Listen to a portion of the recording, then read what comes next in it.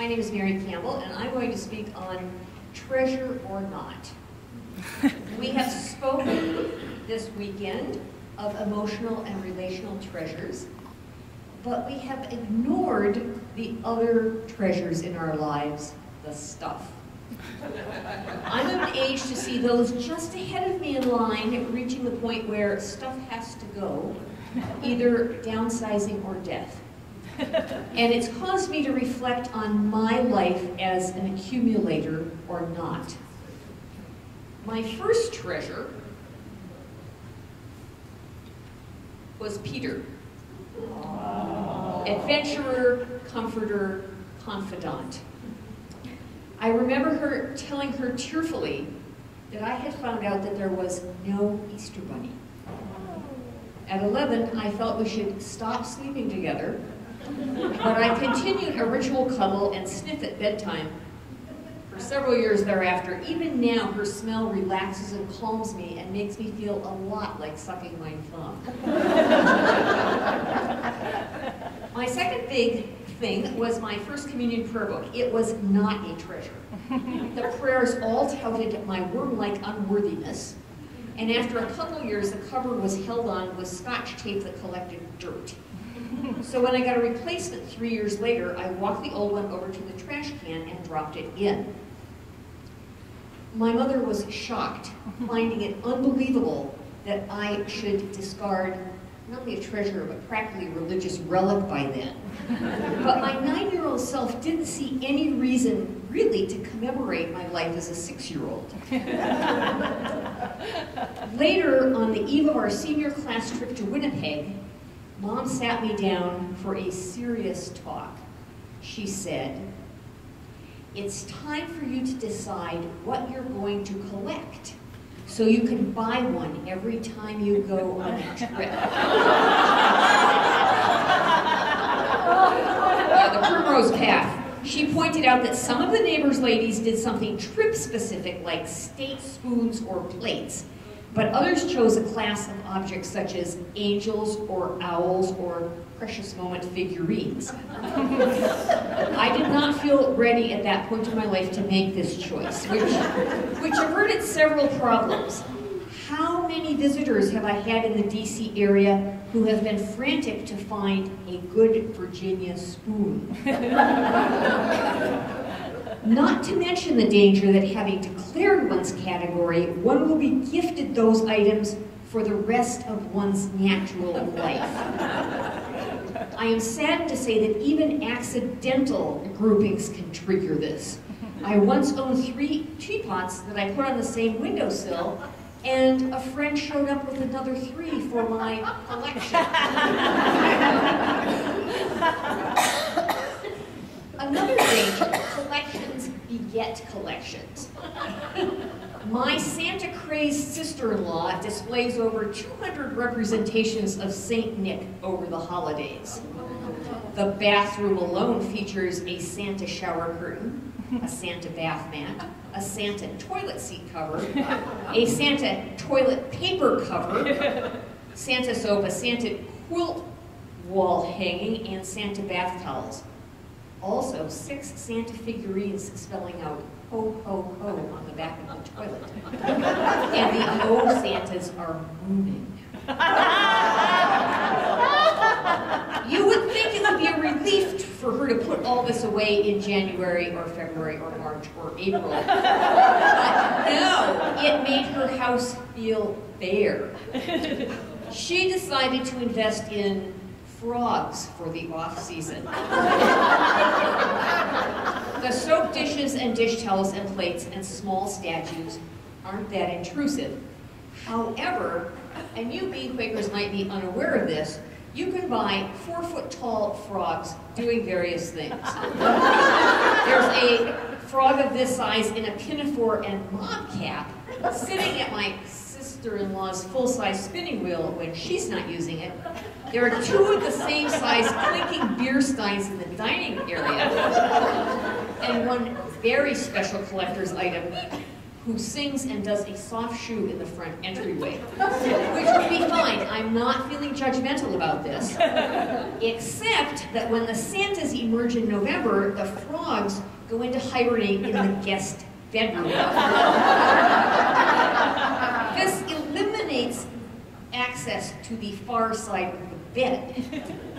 The year we arrived for Christmas and found a cluster of frogs on the bed, I turned to Bill and said the magic word, motel. Pro tip, if you store anything on top of beds, you should probably consider downsizing. Lack of money kept me and my possessions trim while I was in school. When I moved to the East Coast to be nearer my gentleman caller, I found myself in danger. Mark collected small pieces of plastic, think shaving cream and toothpaste caps and empty Pez containers. For the model railroad setup he intended to build once he got out of the Navy.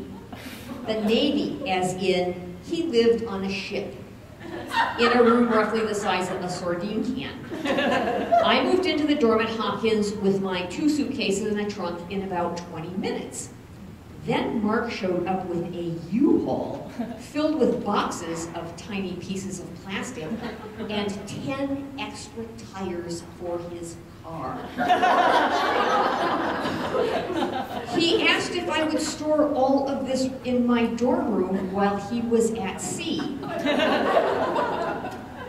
I must have looked uncommitted because he said I would store all of this for him if I really loved him. I had always wanted to say, how dare you put that kind of price on our love, and I did.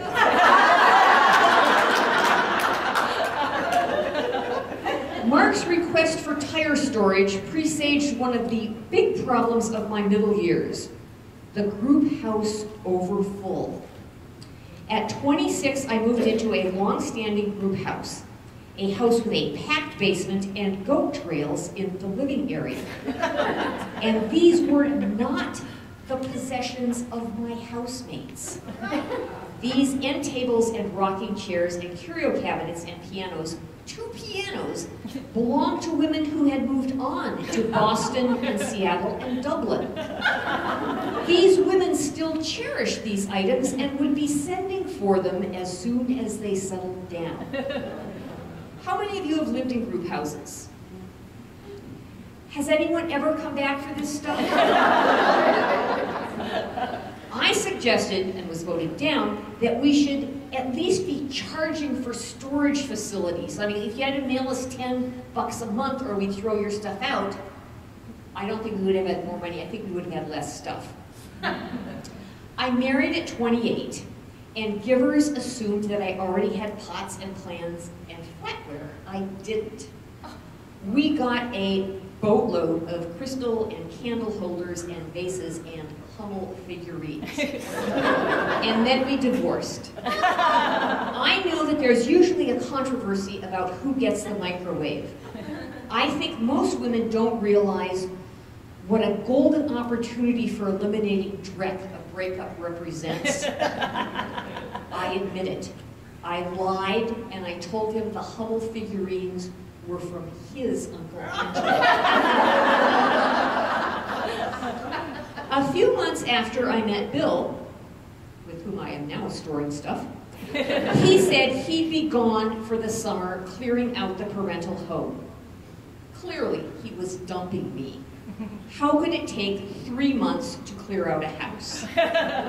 Well, it could be an 1890s Queen Anne where no one had taken out anything but the wet trash since 1920. The house was hip to shoulder deep in stuff. The paths were 24 to 28 inches wide, so not that bad. Bill was able to realize a childhood dream by renting a 60-foot dumpster and tossing the non-wet trash out 2nd and 3rd story windows. After sifting through vast amounts of stuff, and I mean vast amounts, he held a 2-tent household auction. This process raised our anti-stuff antibodies to such a level that we gave up estate sales, garage sales, and thrift shopping cold turkey. Then, in our 50s, Bill and I combined households. By then, we both did have all the basics. While I was home unpacking, and I want to brag, it only took 5 months, some guy at work suggested to Bill that I was probably getting rid of Bill's stuff and keeping mine. When Bill raised this issue, I said I'd be happy to save duplicates so we could spend our evenings deciding whose carrot peeler to keep. He said, I trust you. And yet, despite my commitment to non-collecting, collections found me. Fabric, sewing machines. It was a sad day when Bill said all he wanted for Christmas was me to get all the extra sewing machines out of his study. I have also accumulated objects less easily explained. I am apparently deeply attracted to empty jars, especially large matching sets of them. Remember the half-gallon glass jars that orange juice came in the 1970s? I have 27 of them. Very useful for storing bulk grains and beans. I also have enough empty 30-ounce mustard jars that I've been able to give up my massive collection of plastic deli containers. I use what I have, but it requires really constant vigilance to prevent any other sets from forming. But the biggest problem is paper. I started journaling in 1963, a half hour after I finished reading the Diary of Anne Frank. To my 12-year-old self, journaling felt spiritually and historically useful, or at least harmless. But even with periodic lapses, I amassed 3 copy paper boxes of journals in a mere 55 years. I cherish them as a contemporaneous and astute record of practically my whole literate life. However, I have a confession to make. I never, ever looked at any of them. Last July, I decided that I should take a deep dive into what was apparently my fascinating past and read them. And I want to say, gack. I am usually a non-judgmental person. I mean, especially if it's somebody who's not me. But I was appalled by how immature I was. Every once in a while there's an exciting part, but rereading the exciting parts is like watching Psycho and wanting her not to stop at that motel. Talk about spoiler alerts. Don't take that job. Don't marry him. And all the rest was boring. I mean, the kind of boring that could plunge a less sturdy person into a coma from which they never emerged. Reader, I shredded them. I still find writing a useful way to clarify my thoughts, but I realize that I don't actually have to keep the artifacts around. Over the past several years, I've helped several older friends, Quakers and/or quilters, purge and pack for the move to someplace smaller. Downsizing is painful. It's hard to go through everything you own and let things go when you haven't much energy and you're also giving up your house and your neighborhood. But I've seen the promo pics of senior living with spare, tasteful interiors. And I've seen actual senior apartments with a 3-bedroom house full of stuff stuffed into a 1-bedroom unit. And I've made my decision. I know which one I want to live in. So I come home, anytime you ask me to take a load to Value Village, I come home and see what of mine is game for moving. I'm seeing what I can let go now. I liken it to pulling the Band-Aid off slowly. Some things are kind of easy to move on. For instance, I had a collection of 6 bathroom sinks in my basement. They are so cheap on Craigslist that you can, for less than $50, you can buy 6 sinks and decide between them later. Don't. Some things are more difficult. Useful things that I love and that I'll never use again, or that I shouldn't ever lose again. Releasing my treadle sewing machine and my bicycle back to the universe required wakes, funeral luncheons, and month-long periods of mourning. I like to think it's a process, kind of a lightening and a freeing and sending useful or hateful things back to the universe.